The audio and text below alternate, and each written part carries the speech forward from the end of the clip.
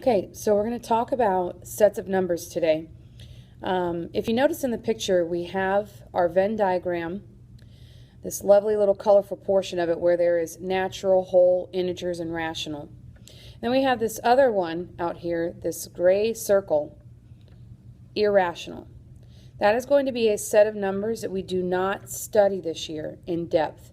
We are going to be working with pi, but to actually understand irrational is something that we're not going to spend a lot of time on. So let's move on to our first slide and talk about these sets of numbers right in here.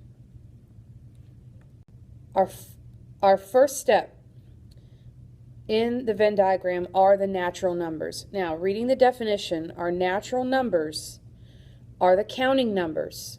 Okay, counting numbers means numbers such as 1, 2, 3, and so on, all the way up into infinity. 10,000, 50,000, 1 million.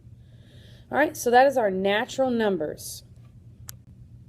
Okay, next we have our whole numbers. Whole numbers are the counting numbers that we just looked at. However, they do include 0 now. That is the only difference between the two. So we include 0, 1, 2, 3, to infinity. All right, let's look at our next. Okay, so we've talked about natural. We've talked about whole. Now we're talking about our integers. Integers are going to be your whole numbers and negative numbers. All right, and the way that you're going to hear me say it is whole numbers and their opposites. So they're opposite. And please excuse the terrible handwriting.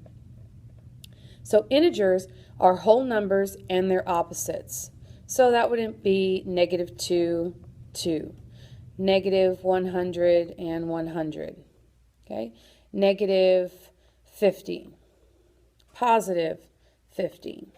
And we would, of course, fill all these in to our Venn diagram, as you saw in the very first slide. All right, let's look at our next layer. All right, this is our last one, and this is rational numbers right here, this outer circle, rational numbers. Now notice that it is on the bottom. That is because all of these numbers prior to integers, whole, and natural are all rational numbers. So, rational numbers, very important definition to remember. Okay? We have got all numbers that can be expressed as a fraction. However, the denominator can never equal 0.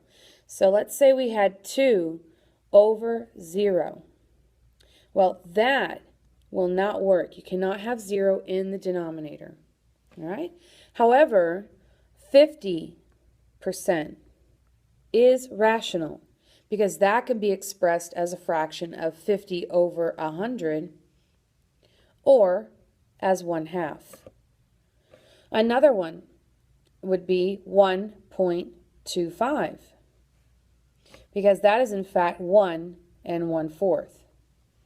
So expressed as a fraction.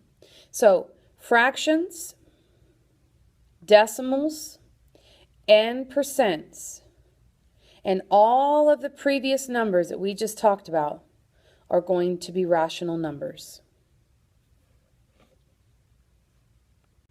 All right, so today in class, you're going to be creating an interactive Venn diagram.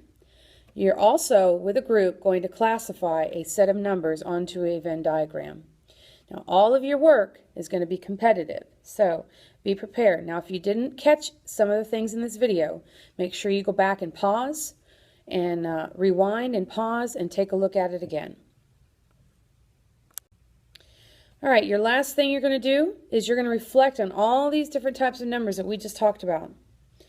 And if you have to, again, like I said, go back, listen to it again, and pause.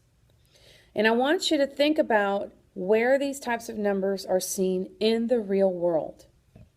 And what I'd like for you to do in your interactive notebook is to come up with 10, a minimum of 10 real-world examples of all 4 types of numbers: the whole, the natural, the rational, and the integers. Think good about it. Think deeply. Be creative. And if you need to, you're more than welcome to use the internet to help you. All right, and that'll be all for this lesson.